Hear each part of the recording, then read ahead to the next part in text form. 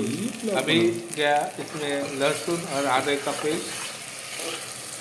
अभी इसको ऐसे ही आप भूनते रहिए जब तक कि प्याज थोड़ा गोल्डन ब्राउन का ना हो जाए। और तेजपात,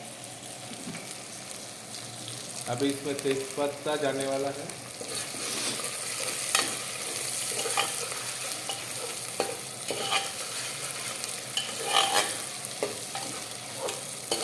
मसालों का सुगंध काफ़ी अच्छा लग रहा है।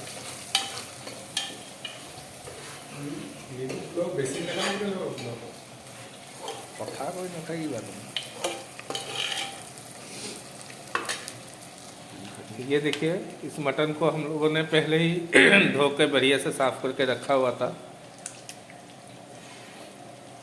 अभी ये मटन गया प्रेशर कुकर के अंदर।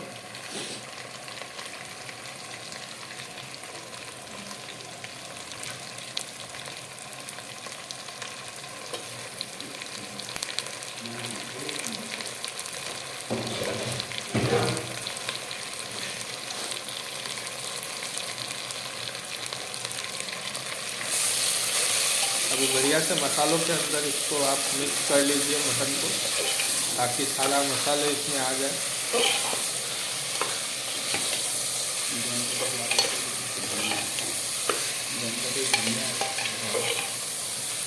मीट डालने के बाद इसका स्मेल काफ़ी अच्छा आ रहा है, मसालों का सुगंध काफ़ी बढ़िया निकल के आ रहा है।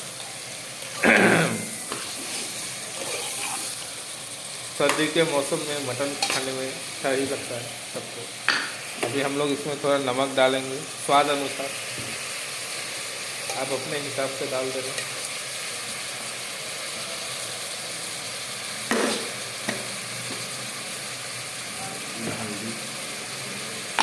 थोड़ा नमक डाला हमने और अभी जा रहा है इसमें हल्दी,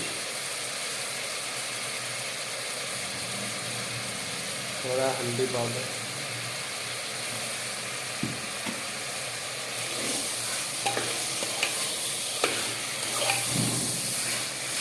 हल्दी देने के बाद नमक डालने के बाद हम लोग इसको बढ़िया से मिक्स करेंगे ताकि सारे मसाले और नमक वगैरह इसमें अच्छे से मिल जाए।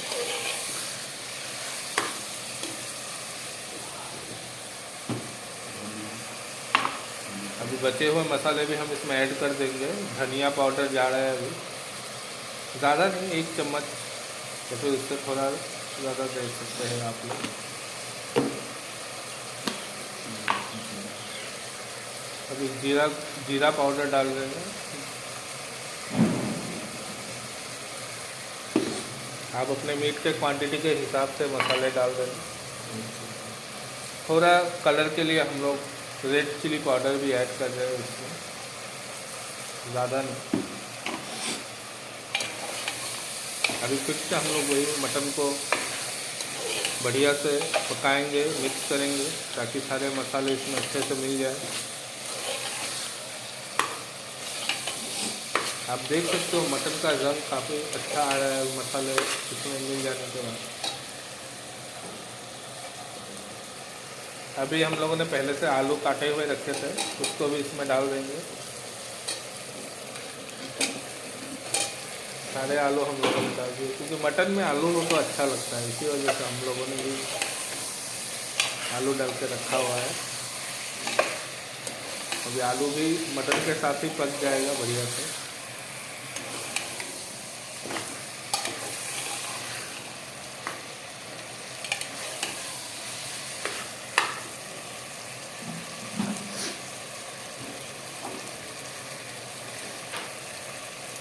अभी इसमें हरी मिर्च हम लोग ज़्यादा नहीं, 4-5 हरी मिर्च काट के इसमें डालने वाले हैं।